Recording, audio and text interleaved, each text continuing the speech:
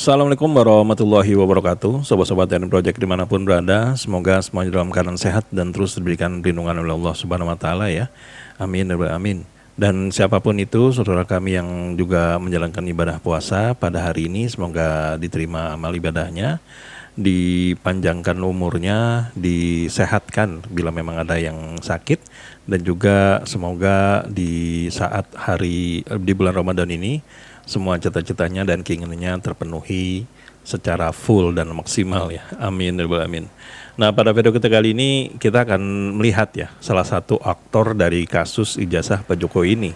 Karena kita tahu di kasus ijazah Pak Jokowi ini banyak sekali hadir, bisa dikatakan tokoh-tokoh baru, sosok-sosok baru, bintang-bintang baru, pengacara-pengacara baru, dan juga orang-orang yang selama ini kita mungkin tidak tahu siapa dia itu.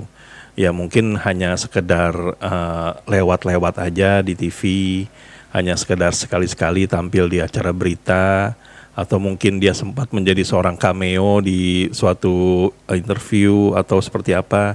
Namun kita bisa melihat sekarang banyak sekali orang-orang yang bukan politisi, bukan seorang bukan seorang pejabat, namun sosoknya hadir setiap hari. Ya tentu saja kita tahu ya nama-nama seperti Rosuryo, Risman, Dr. Tifa adalah orang-orang yang terlapor. Namun mereka yang mendukung Pak Jokowi juga tidak sedikit. Dan rata-rata mereka ya orang-orang baru yang kita lihat ya, yang mungkin namanya tidak terlalu familiar. Nah, di antara itu semua ada satu nama yang bisa dikatakan cukup kontroversi, yaitu Pitra Romadhoni, di mana dia bisa dikatakan ya mungkin kita nggak tahu ya posisi dia ada di mana gitu. Ya memang mendukung Pak Jokowi tapi posisinya apa tuh nggak jelas. Dia relawan bukan, pengacara Pak Jokowi bukan, pendukung Rosuryo juga tidak. Nah jadi ya waktu di awal-awal penampilan dia bisa dikatakan ya kami menganggap bahwa dia adalah sosok yang cukup kredibel ya dalam menanggapi kasus ini. Ya mungkin kita anggap dia adalah orang netral gitu, dimana sempat sekali dua kali beradu pendapat dengan Rismon, namun di tempat lain ya dia sependapat dengan Rosuryo bahwa memang salah satu pendukung Pak Jokowi yang bisa dianggap menjadi seorang tersangka adalah Dian Sandi. Jadi ya bisa dikatakan argumen-argumennya ya cukup netral lah. Namun bisa dikatakan seiring berjalannya waktu, sosok Pitra Romadhoni ini sepertinya ya mulai terdegradasi ya. Karena memang bukan lagi informasi atau kecakapan ilmu yang dia keluarkan, bukan lagi kehebatan dirinya sebagai seorang pengacara, namun lebih kepada aksi-aksi panggung. Nah, aksi panggung seperti apa dan momen-momen seperti apa yang kita nilai ini adalah degradasi dari seorang Pitra Romadhoni. Jadi bagaimana lengkapnya? Mari kita simak videonya berikut ini. Makanya Anda harus paham dulu biar konteks perdebatan kita ini ada nilainya. Apa yang Anda pahami coba? Enggak kan saya enggak paham. Apa yang Anda pahami? Makanya biar saya kasih paham Anda. Okay? Silahkan. Dengar. Oke. Anda telah tadi mengakui bahwasannya Panji sebagai juru bicara Anies pada 2016. Anda tadi telah menyimpulkan dan melihat langsung bahwasannya Anies Baswedan diundang langsung di acara tersebut. Saya nggak tahu dia diundang atau beli tiket, saya nggak tahu. Berarti Anda tidak nonton. Enggak, dia diundang atau beli tiket saya nggak tahu, Mas. Iya, kalau Anda menonton itu ada terlihat senyum dia itu mempesona. Iya, tapi masalah dia diundang atau beli tiket saya nggak tahu. Tunggu banget loh. Tunggu dulu, santai aja. Saya santai tapi aja, lu ya. nggak santai. Anda kalau seperti itu nanti lama-lama bisa stroke. Santai, tenang dulu ya. Wah. Jadi Ya itulah beberapa adegan ya, beberapa rekaman yang terjadi di akhir beberapa bulan ini. Kenapa kita bilang bisa dikatakan Bung Pitra ini sepertinya terdegradasi ya. Ya namanya juga kita penonton, mereka ini kan aktor ya yang sering tampil di TV kan kita lihat ya mereka aktor lah. ya public figure gitu. Jadi namanya aktor atau sebuah film atau sebuah acara kan memang ada nilainya kan. Sampai ada Piala Citra, Piala Oscar segala itu kan menilai suatu aktor. Dan jadi kalau mereka menerima atau tidak menjadi aktor ya intinya siapapun yang tampil di TV itu semuanya aktor lah gitu. Kita sama ratakan itu ya. Nah jadi kalau misalnya kita mengambil penilaian dari sini, Bung Peter Ramadoni ini di awal-awal di kasus ijazah Pak Jokowi ini sangat ya luar biasa ya kalau kami nilai ya, hebat dan juga cukup memiliki daya intelektualitas dan juga memiliki keilmuan yang cukup mumpuni. Jadi bisa dikatakan penilaian ini tidak objektif ya. Tapi bisa kita lihat dari paparan-paparannya, walaupun dia lebih pro ke Pak Jokowi, kami menilai ya dia menjadi salah satu orang yang cukup mumpuni untuk bisa diundang hadir di acara Rakyat Bersuara terutama ya. Karena memang narasi-narasinya, argumen-argumennya apalagi tentang keilmuan mengenai masalah hukum ya cukup hebat. Bahkan pada saat itu nggak tahu siapa pengacaranya Rosuryo ya di awal-awal kehadiran itu yang sepertinya tidak bisa dibantah atau tidak bisa melawan si Peter Ramadoni ini.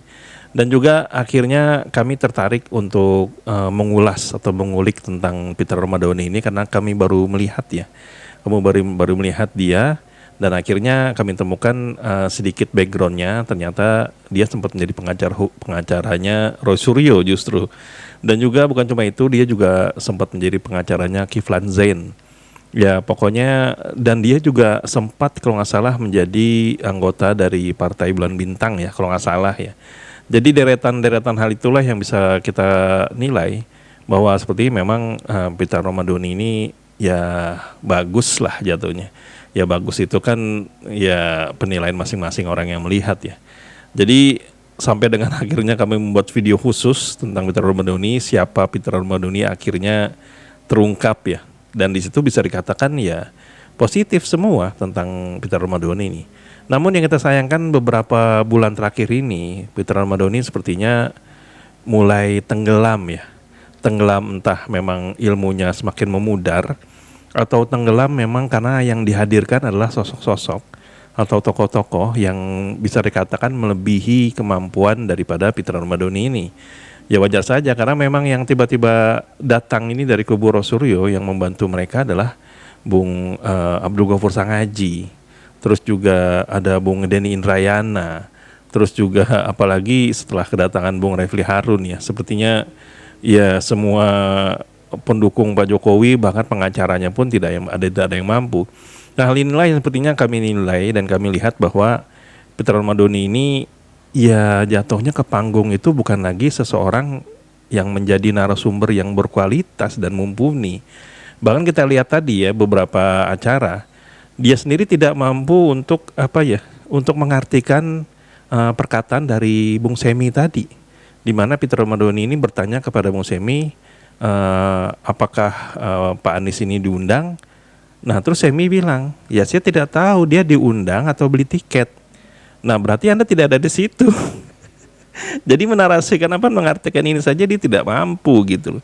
Padahal Anies Baswedan itu benar datang, namun Semi itu tidak tahu dia itu beli atau diundang. Cuman sinilai kayak gitu kok langsung berargumen bahkan dengan kata nyolot dia meyakini bahwa Semi itu tidak ada di situ. Jelas-jelas Semi itu menonton live di situ dan dia juga melihat Anies Baswedan. Masalahnya Anies Baswedan ini beli tiket atau tidak. Nah terus yang kedua, saya sempat melihat ada sekilas kalau Peter Ramadoni ini memakai topeng badut ya. Nah terus selain daripada itu akhirnya kata-kata badut juga terungkap pada saat Rasman Nasution tadi. Bahwa memang dia menyebutkan badut dan akhirnya terjadilah perdebatan masalah badut-badut ini. Jadi dari beberapa hal tersebut kami menilai sepertinya beberapa waktu belakangan ini Peter Ramadoni ini bukan diundang sebagai seorang narasumber atau seorang ahli mengenai masalah hukum, tapi hanyalah seorang badut panggung. Karena memang setiap penampilannya itu kita cukup sulit ya menerima argumentasi atau narasi mengenai keilmuan dia di masalah hukum, tapi lebih sering melihat dia berdebat yang nggak jelas arahnya, memancing emosi. Dulu di awal-awal juga sebenarnya sama seperti itu, namun masih ada ilmu-ilmu hukum dan narasi-narasi yang kita terima, dan sepertinya memang kita ngelihat ya memang inilah wataknya dia. Namun beberapa belakangan ini keilmuan dia tentang masalah hukum, kemampuannya dalam memberikan penjelasan mengenai masalah ijazah Pak Jokowi ini ya sepertinya sudah tidak relevan lagi, sudah basi, tidak ada yang baru, dan yang barunya ya seperti itu, terjadi keributan, terjadi gontok-gontokan, ancam-ancaman dan seperti itu. Jadi ya sangat disayangkan ya. Kalau dulu kita melihat dia menjadi salah satu orang yang hebat dan cukup ditakuti oleh lawan debatnya, tapi sekarang sepertinya Peter Romadoni hanya menjadi seorang badut panggung gitu. Kalau menurut teman-teman gimana nih? Sepakat nggak? Kalau tidak silahkan tuliskan di kolom komentar ya. Jadi sampai di sini Raden Project. Belakang kami ada salah kata atau salah data, kami mohon maaf. Wabillahi taufiq wal hidayah. Wassalamualaikum warahmatullahi wabarakatuh.